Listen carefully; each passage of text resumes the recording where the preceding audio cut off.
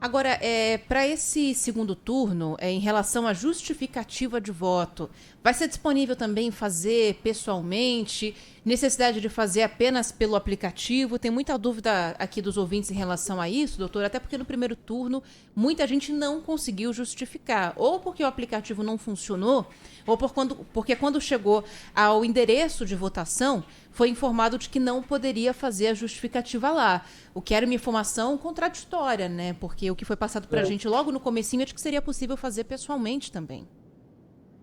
De fato, nós tivemos no primeiro turno, em algumas situações pontuais, alguma distorção na informação. A verdade é que a Justiça Eleitoral trabalha com a colaboração da própria sociedade. Então, nós temos mais de 400 mil pessoas convocadas, que não são dos quadros da Justiça Eleitoral, que são treinadas para realizarem a eleição, e dada essa orientação de que seja utilizado prioritariamente o aplicativo ou o site da Justiça Eleitoral, do TRE ou do TSE, essa informação muitas vezes chegou de forma distorcida e alguns mesários, apoios logísticos, acabaram recusando algum eleitor que tentou fazer a justificativa virtual. Nós pedimos que seja dada a preferência aos meios virtuais, mas se o eleitor não tiver outra alternativa, ele pode comparecer a uma sessão eleitoral, todas estão aptas a receberem a justificativa, só que, claro, nessa situação, como ele estará num local que não é o seu local de votação, seu nome não consta do caderno de votação. Então, ele tem que levar um documento com foto e ter pelo menos o número do seu título eleitoral, senão ele também não vai conseguir fazer a justificativa. Boa dica. É legal a gente abrir para os ouvintes, no 999048756 e no nosso chat. Se você tiver alguma dúvida, por favor, envie para cá. Doutor, nós sabemos que cada eleitor tem que levar a sua caneta, ou pelo menos é indicado que assim aconteça. E eu, por incrível que pareça, esqueci a minha no primeiro turno. Falei 250 vezes aqui, acho que até mais, quase 300 vezes, e devido à correria acabei esquecendo a minha caneta, mas felizmente há canetas lá no local de votação dentro da sessão disponíveis. Você higieniza a caneta, usa e depois devolve ela higienizada também. Agora, com máscara não há essa possibilidade, né? Se o eleitor esquecer, ele não pode entrar na sessão, né, doutor? Não, sem dúvida.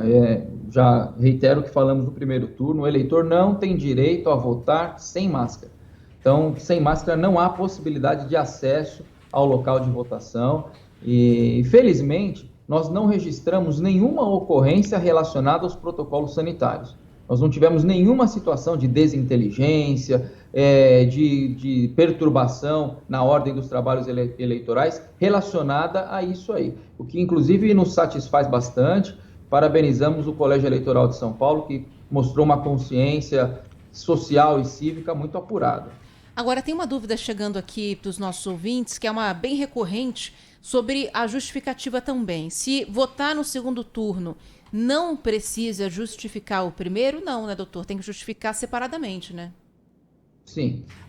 Para fins eleitorais, para fins legais, os turnos são considerados eleições distintas, separadas. Então, seja lá qual tenha sido a sua postura em relação ao primeiro turno, a sua postura em relação ao segundo turno é completamente independente. O que eu quero dizer, se você justificou no primeiro, você pode votar no segundo. Se você se ausentou e não justificou ainda em relação ao primeiro, você vota no segundo e vice-versa. Tá? As eleições são tratadas os turnos são tratados de forma completamente distinta. Tem ouvinte falando que está com Covid. Posso justificar o voto e aí anexo o resultado do exame? Ou só se for um laudo médico para justificar a ausência à votação? Não.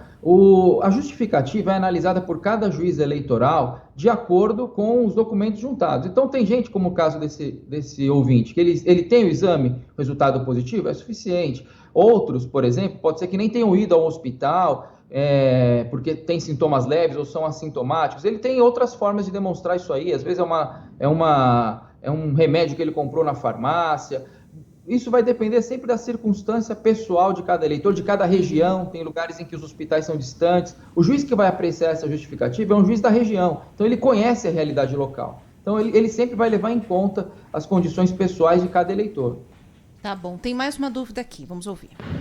Por favor, eu gostaria de saber se uma pessoa que completou os 70 anos, se é facultativo voto dessa pessoa ou não? A pessoa já completou 70 anos faz uns 2 meses. Ela já tem mais de 70. Essa é a minha dúvida. Obrigado. Virou no calendário, já é facultativo, né, doutor? É isso aí. A Ana Paula matou a charada, já é facultativo. Mais um aqui, peraí. Fala, Joel e Aninha, beleza? Gente, pergunta pro juiz o seguinte. No primeiro turno, eu não pude votar. Agora, no segundo turno, eu consigo votar e já na mesma sala justificar meu voto? Salviano Reis de Ribeirão Preto. Boa pergunta. Justificar o do primeiro turno. Boa pergunta. Acho que não, né, doutor? Possivelmente não, pelo seguinte: o eleitor que vai justificar na sessão eleitoral é aquele que está fora do seu domicílio. A presença dele naquela sessão, registrada pelo mesário, identifica que ele está fora do seu domicílio eleitoral. Então, se ele está votando em dada sessão, é porque ele está no seu domicílio. Então, possivelmente, esse eleitor vai ter que fazer pelo e-título ou pelo próprio site. E, em último caso, ele pode mandar um e-mail para a zona eleitoral. Eu não sei se da outra vez eu falei aqui como é que você identifica o endereço de e-mail da zona. Não falou. Não, importante, mas é importante dizer novamente. É muito simples. É um critério padrão. É ZE, abreviatura de zona eleitoral, e o número da zona em 3 dígitos. Então, suponhamos que a sua zona eleitoral é a de número 35. Então, o e-mail da sua zona será ze035@tre-sp.jus.br.